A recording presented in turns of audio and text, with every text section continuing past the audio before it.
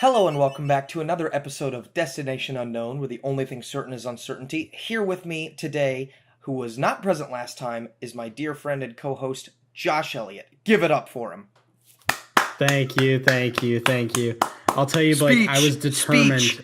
I was determined for the entire time that you were speaking there not to interrupt you, because the amount of times that we cut each other off in that intro is just cancerous. Yeah, no, the fact that we literally planned nothing before going into one of these probably has something to do with that. I mean, that is accurate. You're right. Yeah. Well, Josh, we're both college graduates now. That's something We are that college wasn't the graduates. case. Yeah, and it feels really no different. Yeah, I feel like exactly the same person. I once heard that, I once read that sometimes in big points in life, when you're expecting, some big or grand change, you expect that, but all you get is the gradual transition. And that's what it's feeling like. I mean, I'm not like a different person because I have my degree now. Yeah, I don't know. There are a lot of things in life where people just say, like, just wait till you experience this one thing. Like, it will change your life. And while that's true, unless they're talking about watching Shrek 2 on DVD, I don't think it's that life-changing. Well, anything that you experience helps shape and change you, but at the same time, you're still the same person. Just because I have a piece of paper that says that I went to class for 4 years doesn't really make me any different. Oh, well, it makes me better than everybody who didn't. Anybody listening that is sometimes not... my sarcasm doesn't translate as well. Anyone listening that is not a college graduate, please leave a dislike on this video right now. I have noticed that I have a lot more free time in these past few weeks. I actually went to Texas this past week to help a friend move. Yes, I saw some photos. Do you have any crazy Texas stories? Did Texas change you, Blake? Are you a new person because of it? Well, in my time out there, I will tell you that I bought a cowboy hat. It was not for me. Obviously. I was under the impression that they just handed you a cowboy hat when you drove across the border. Oh, yeah, well, no, that's why traffic is so bad when you enter Texas. They stop you, they stop your cars. There's a line of cars for about a mile. You get up, you see this real John Denver-looking country boy, and he hands you a cowboy hat, he smacks you on the tushy, and he says, "Yeehaw," and welcome to Texas. You're gonna need this here, boy. All of our restaurants are very strict. No cowboy hat, no cowboy boots, no service policies. Now, I will tell you, I was the only person I saw during the entirety of the time there wearing a cowboy hat. And I felt like I stood out like the tourist. Blake, let me tell you, I would absolutely have done the same thing. There's no chance I would have gone to Texas and not worn a cowboy hat the whole time. Oh, well, yeah. It's like I knew very little about their community, and I said, let me wear... your cultural, the robes of your culture, basically. I walked right in, the fat cowboy hat. I am not ashamed to say that I faked a southern accent at about 3 restaurants. Dear Lord. Say what you want. Say what you want about tourism and tourists, but if I'm going on a vacation, I am going to experience that place and be a tourist. I don't care. As hard as you possibly can. I don't fit in at all, with what other people wear around me, because I'm always wearing Hawaiian or tropical shirts or something, and I live in the mountains of Tennessee. So now I know a guy from Ball State. He started wearing blue shirts, jeans, and the same jacket every day. And one day, I remember I asked him, I said, "Now listen, is that the same shirt? Have you been wearing the same shirt every day this week?" He said, "Oh, no, well, it is the same shirt, but it's not the same shirt." And I said, What do you mean?" He said, It means he has a lot of them. Yeah, he said, "I bought 40 of the same shirt, and 3 pairs of the same pants, and I wear them every day so that people know exactly what to think of when they think of me." I said, "What?"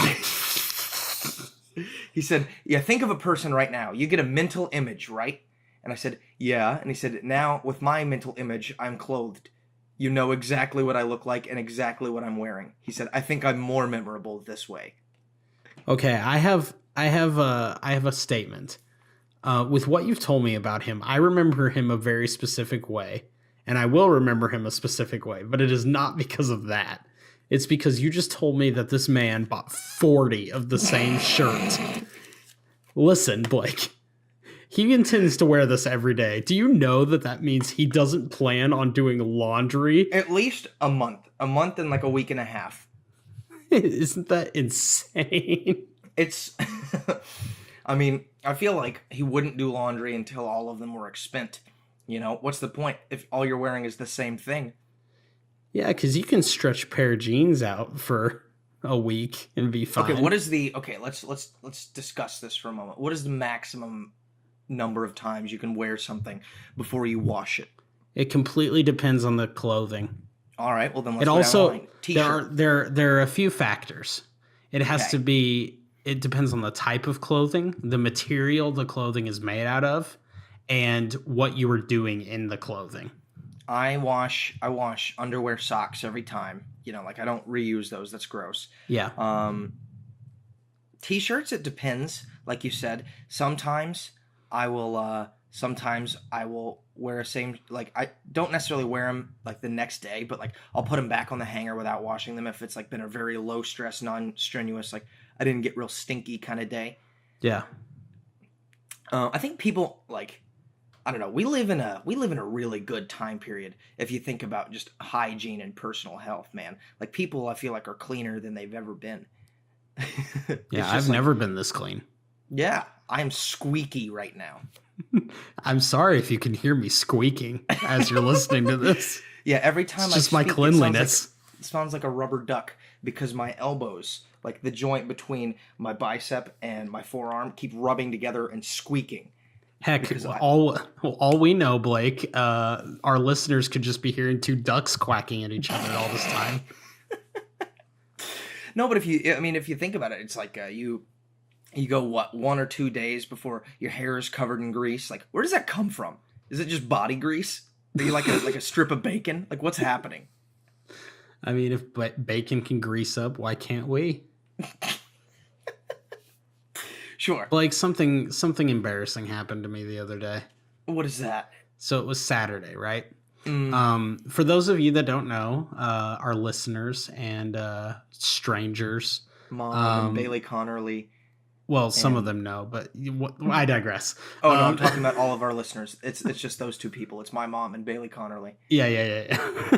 But so I am working on campus this summer. The school I just graduated from, I am doing the like summer employment, and I am a grounds person. So I'm like mowing and weed eating, that kind of stuff. And I work Monday to Friday. So I have the weekends off. And the first week I had my trailer to myself, which was wonderful. I'm slated to have one other roommate who has since arrived, and we get along swimmingly. But you guys swim together? This was before he arrived, so it's just me in this trailer for like the first week of work, which is cool. It's cool. It's relaxing. Gives me a chance to settle in and, like get a routine and stuff. But this also comes with a risk because I have one key to my trailer.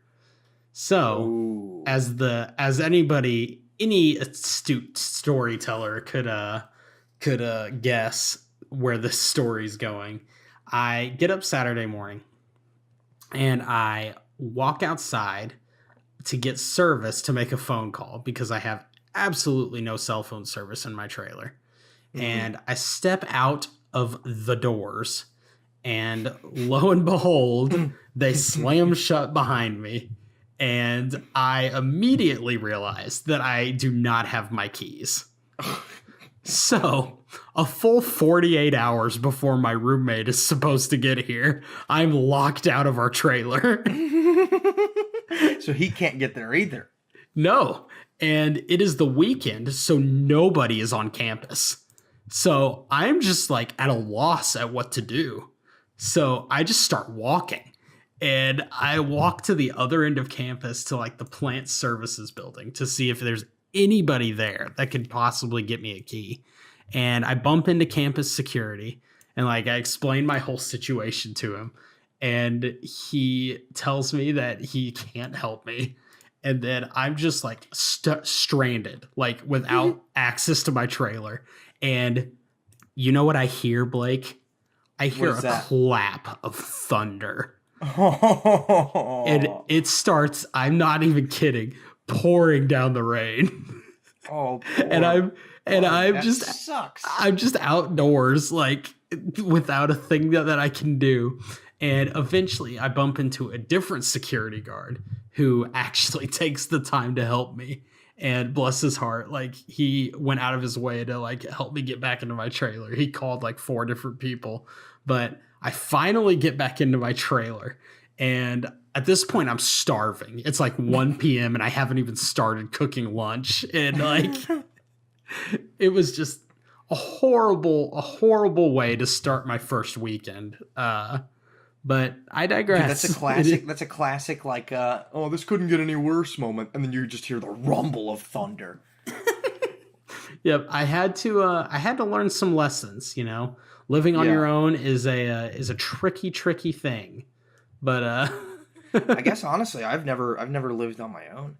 Well, I haven't really either. I just was living on my own for a week until my roommate got here. But I don't know. It can be scary living on your own. Like even just like I get freaked out by noises and silly stuff like that. I mean, you live alone. You're like, huh? Like most of the time, if something happens in my house, if I hear a crash from downstairs, it's like, somebody just did something or somebody fell or I don't know. But it's like if that happens when you're home alone, you're like, oh God, like what's happening? I'm not afraid of the shadows. It's not like I've never been there before. I took it from you. You can't have it. Gosh, now, Josh, okay. If you got to choose between living in an extravagant house, a mansion, or a castle, which would you choose? And this is the worst segue into a story I could ever give, but go ahead. Is this an honest question for my honest life? You should say castle. I digress. Okay, just tell your story. I won't go into how I won't go into how my dream for life is to have a simple existence with a loving wife and 5 children in a home out in the countryside. 5 children. Oh wow! Just pop out a bunch of little Joshes. Good luck. I do want an army of Joshes, but that can be a conversation for another day. So, I was chatting with my girlfriend Rachel about homes, and we were talking about like just how expensive homes are, and we were talking about where we want to live, that sort of thing. And she told me that she's always wanted to go to Ireland and maybe eventually stay there one day, like just kind of like an idle dream.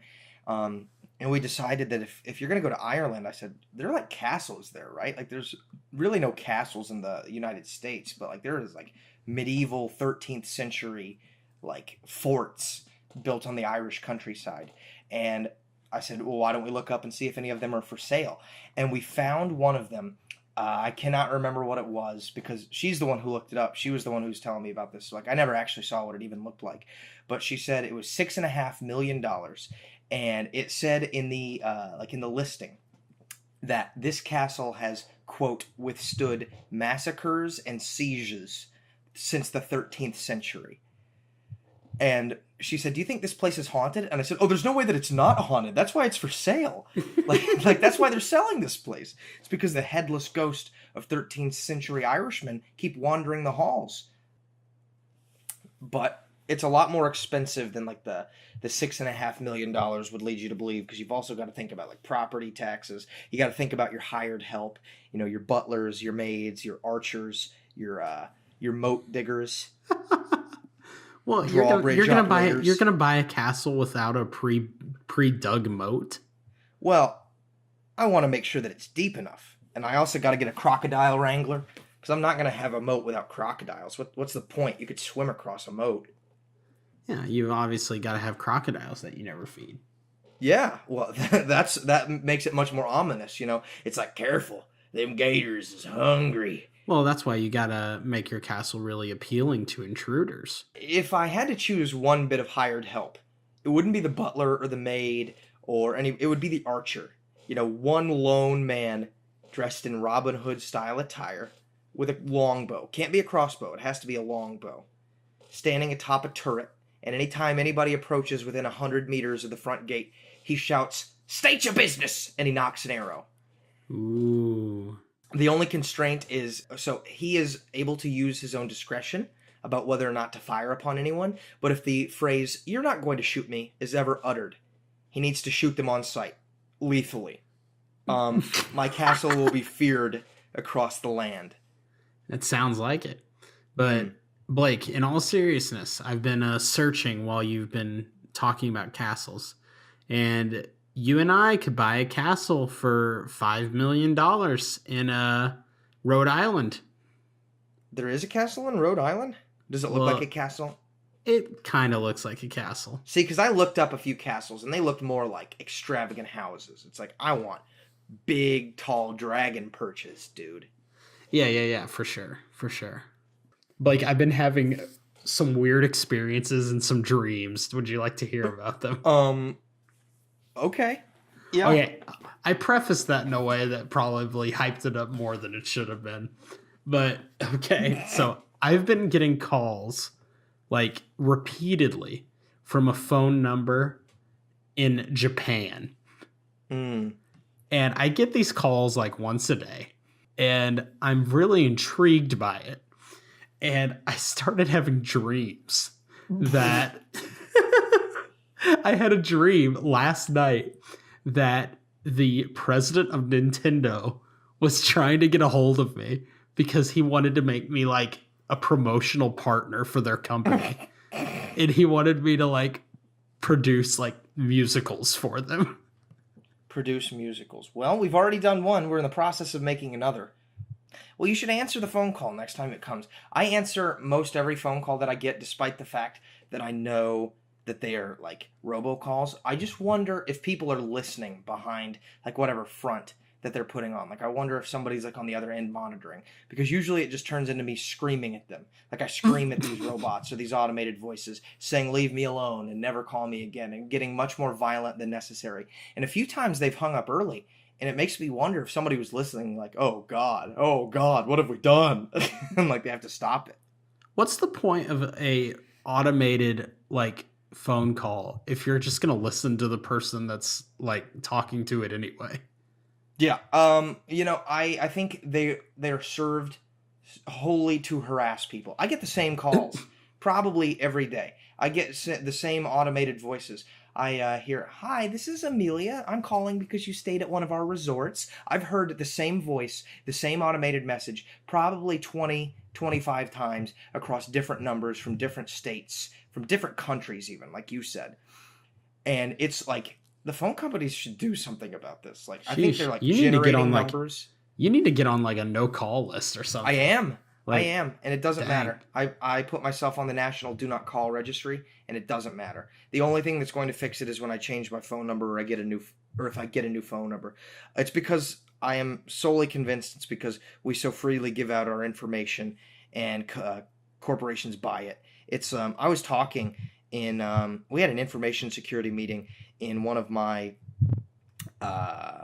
work, what they call them, soft skills. It was like an hour where they teach us like just skills, and the director of information security came over to talk with us, and we just asked him questions the whole time about like Ball State's information security, and he was telling us about the dark web and how you can buy packages of like hundreds and like if not thousands of like random people's information, like their phone numbers, their address, all of this stuff that people freely give up because corporations sell them. Like Facebook, like that's what they got in trouble for, is like selling people's information. But like we agree to it, and there's like long documents that we just click I agree. Like I don't know everything that I've agreed to contractually. You know what I mean? You don't read all of those documents? Are you joking? Yes, I'm joking. Like, do I read 37 pages of legalese? It's like, no. I authorize, like, I get on Facebook, and because of it, I get 30 robocalls a day. Yeah, I've sold my soul to countless deities, and I didn't even know it. Yeah, no, when it comes time to, I feel like that's a meme somehow, is like, when it comes time for somebody to die, like 30 different gods are like, all right, it's time to go, and then they all meet and they look face to face, they're like, what? Like, he promised it to everybody. Blake, I have a potential conversation for us. Take it or not. Take it or Okay. not. But so I do a lot of podcast listening, you know? Sure. I listened to 2 podcasts today. Two I today. listened Okay. I listened to one during my lunch hour, and I listened to one directly after my lunch hour while I was weed eating. And in both podcasts, which I thought was really strange, but in both podcasts, the conversation of life being a simulation was brought up. Which have you like? Do you know anything about like that kind of? I've heard it.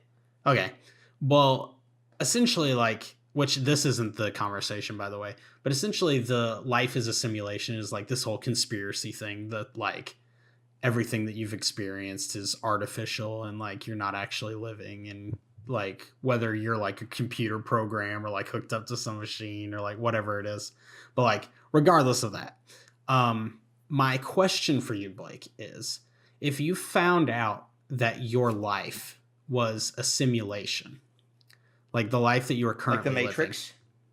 living, sure, but the life that you're currently living is a simulation. Would you, A or B, would you A, choose to continue to live out your life? You were asking me to make the Matrix choice, the red pill or the blue pill. Is that the Matrix choice? Have you not seen the? Oh, well, No, I guess haven't should, seen the I'll Matrix. listen. I'll listen to your second option. Go ahead. Basically, all I'm asking is for you to choose between living your life or facing the real world, and you don't know what it is. Matrix. Is that the Matrix? That is exactly the Matrix. All right, cool. Well, red pill or blue pill, Blake? All right, Josh. Boy, do I have a movie for you. Everybody's gonna dog on me for not seeing the Matrix. Well, I don't think it's the fact that you haven't seen it. I think it's the fact that you came to this idea. Like, Well, no, it wasn't an idea I thought was original. It was just an interesting thing that I thought of, like, No, sure. having heard this like conspiracy talk like twice today. I don't think I'd fight it. I think I just go into it.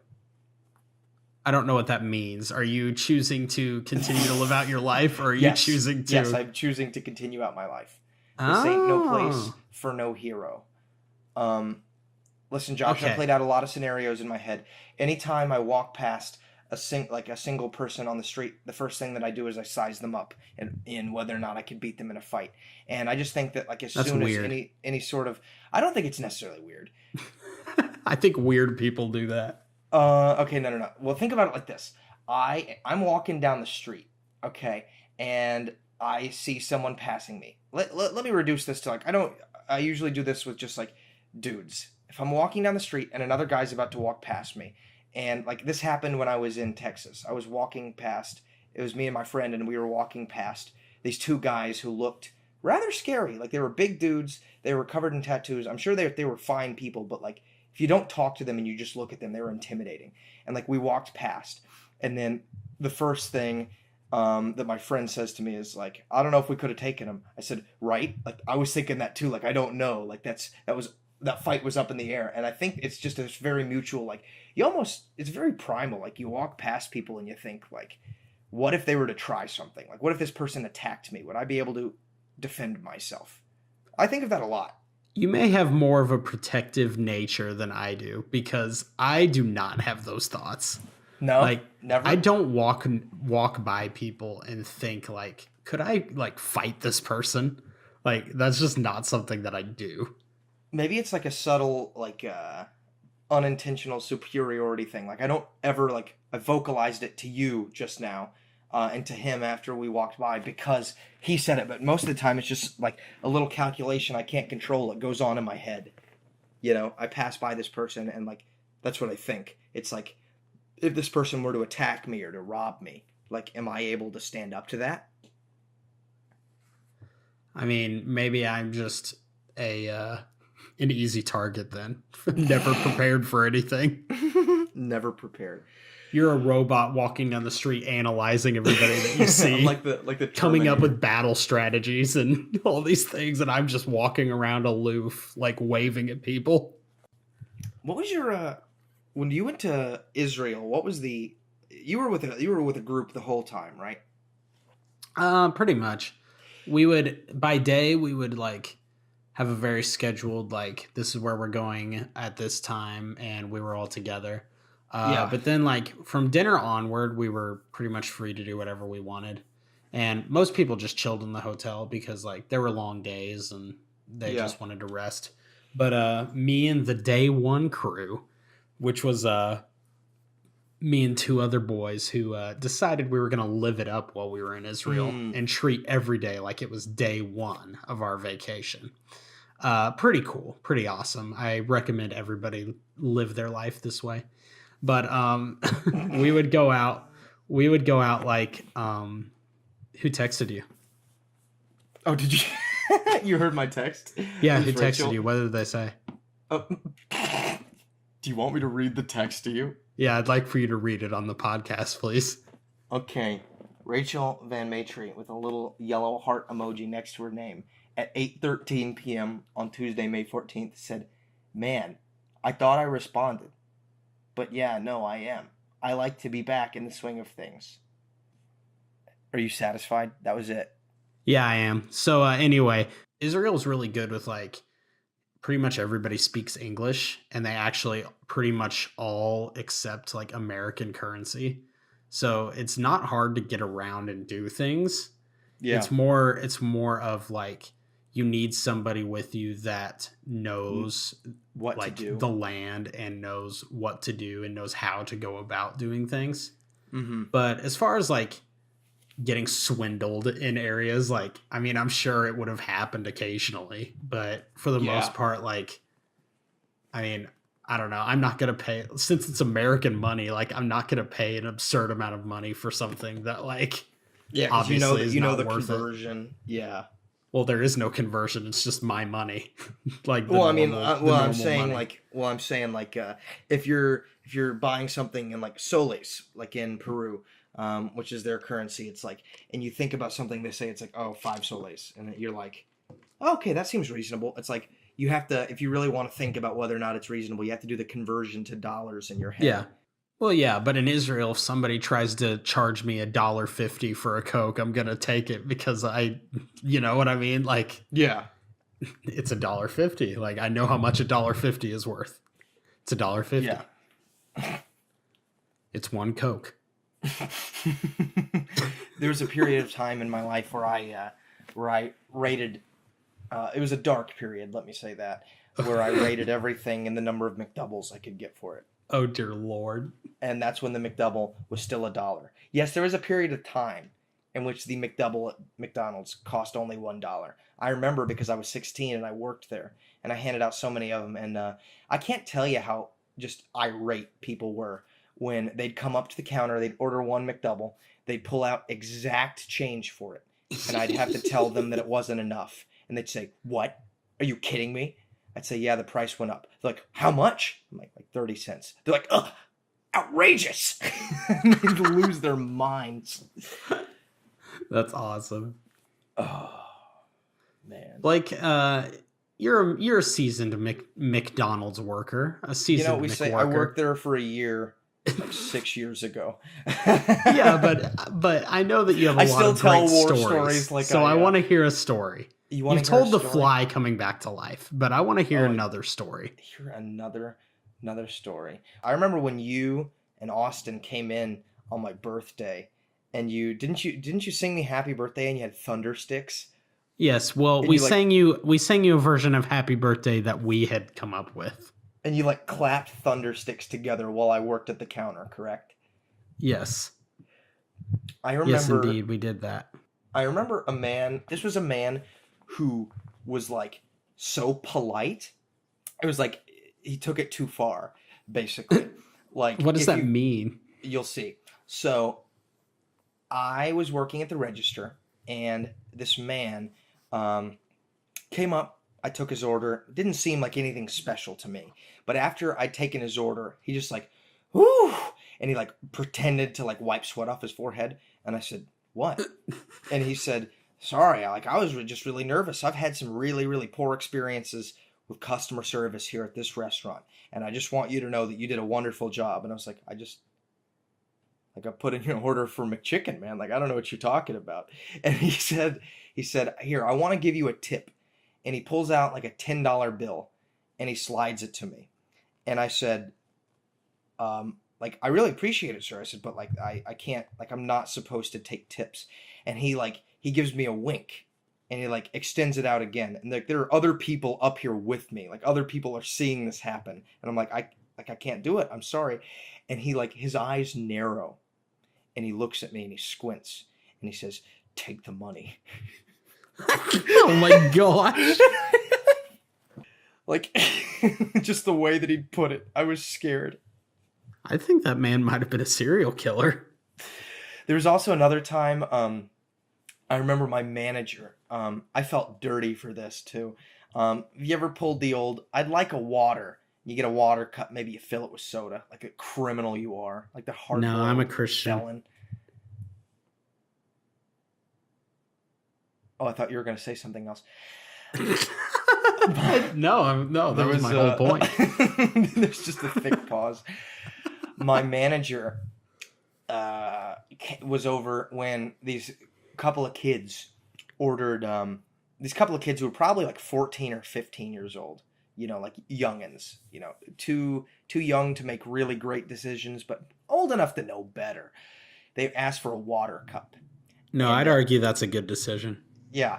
So they get a water cup and my manager like pulls me to the side and she says, I want you to go out there and I want you to see what they put in that cup. And I said, what? I said, you want me to snitch? And she said, yeah, you go over there, you act like you're cleaning.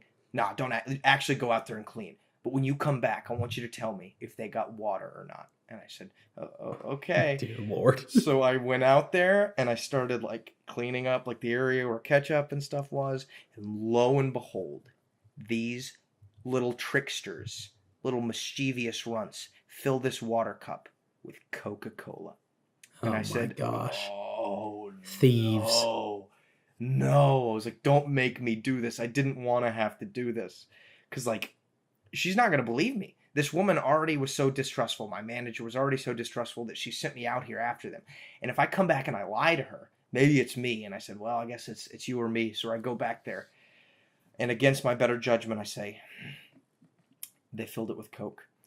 And she looks at me and I just felt like the dirtiest rat that ever lived because she looked at me and she said, good boy, and walked back out there. And I said, oh, don't do me like that. And she starts chewing these kids out. She makes a scene. Like if I were these kids, to be fair, they probably learned a lesson. They would probably never do this again after this happened. But this woman who was irate, she was like, you're going to march back up there to that counter. You are going to lay down $1.07 on that counter, or you're not leaving this restaurant until the police arrive. And I was like, what? Oh my Lord. What? The police?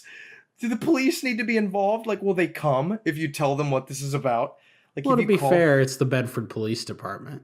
Like, what else? That's not a knock at the Bedford Police Department. That's just saying, you know, not a lot goes on in Bedford. Oh, so there was that, and then lastly, I remember this guy who, you know, I don't like to judge, but I was right because this man walked in. It's middle of summer. I don't know what it was. He was wearing this big furry jacket, like a big furry jacket, and like 90-degree weather with no shirt under it.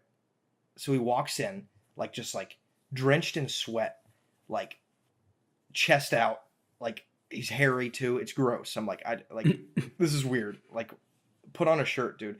And so he orders 3 grilled onion cheddar burgers. So I take his order. It's fine.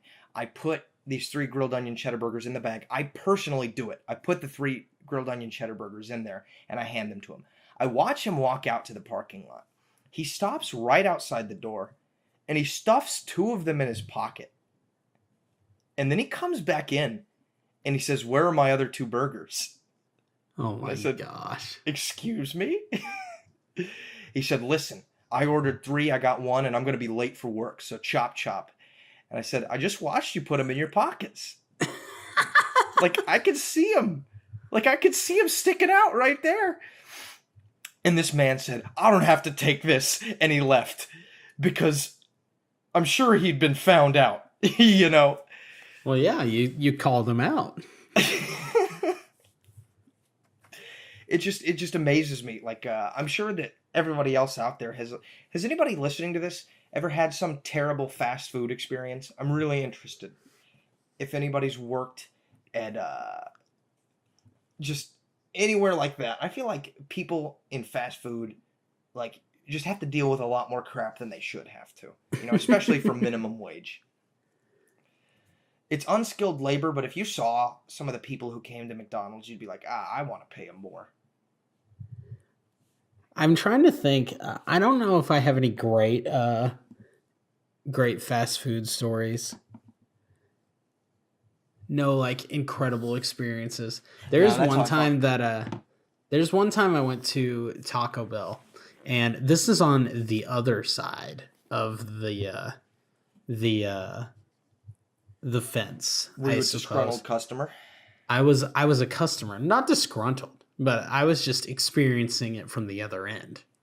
So we had our staff meeting. This is when I was a employee at Camp Challenge. Shout out to Camp Challenge, Bedford, Indiana. But so we had our staff meeting, and then afterwards we typically like did something, you know, some team bonding nonsense where we like go eat together or something. And we didn't have long, so we just decided to go to Taco Bell, which I'm not the biggest fan of, but whatever. So we pull up to Taco Bell, and it's about 10 p.m. Okay, so it's like, you know, it's night, it's later, but sure, they are still very much open. We pull up, and there are only 2 cars present at this Taco Bell. And there are 2 Taco Bell employees standing outside smoking. So we're like, okay, they're both outside smoking. We pull up, and I awkwardly roll down my window because I'm the man amongst us. That's not even like me saying that like men have to do I was these in a car with 4 women. Because it was literally like me, 3 dudes, and like a couple girls. But like, I rolled down my window. You took the leadership position. Yes, I did. That's a better way of saying it. I was a man. I rolled down the window, and I, did the, and then I said, "Are you guys open?" You know, just me being me. And one of the individuals scoffs and then says, "Yes." And then I said, "Okay, well, we'd like to order some things. Should we go through the drive-thru, or do you want us to go inside?" And he's like, "It doesn't matter." And then he starts to go inside, and then he stops and turns around back at me. And he says, "You should know that we're out of beef, and we're also out of soft taco shells, and we're also out of churros and lettuce and like cheese." And like, he listed off like 10 things, Blake. 10 things that they were out of. And I sincerely doubt that they were out of these things. No, Blake, there's no way that they were out of these things. How could Taco Bell run out of beef? If they were out of these things, first of all, managers would have been fired. But beyond that, like, they couldn't run. Like, how does a taco place run without beef and taco shells? They just give you an empty bag. They say, "Thank you, have a nice day." So, like, clearly they just didn't want to make us anything. Yeah. And I thought it would be very funny if we went to Walmart and bought them some beef and brought it back to them and asked if they could make us a taco. But I digress. We just went to McDonald's or Steak and Shake or something. But oh my goodness. Well, my friend, this has been a wonderful time. This has been a very relaxed episode of Yeah, we didn't podcast. talk about anything. No, we really didn't. And if you listened this far, thank you. So if you listen to the podcast this far, suggest an album for me to listen to because I want to listen to new music. It's completely random and out of left field, but whatever. I want to see how many people listen to the end of this thing. Yeah, if you comment an album, then we'll know that you're a true fan, and we'll put you on the list. The list, yeah, we'll put you on the list. You want to be on the list. Trust me, it's exclusive. It's exclusive because nobody ever comments anything. Oh, that might be more of a statement on us. I digress. This has been Destination Unknown. Thank you for tuning in, and we will catch you all in 2 weeks' time. Goodbye. See, oh gosh, see ya.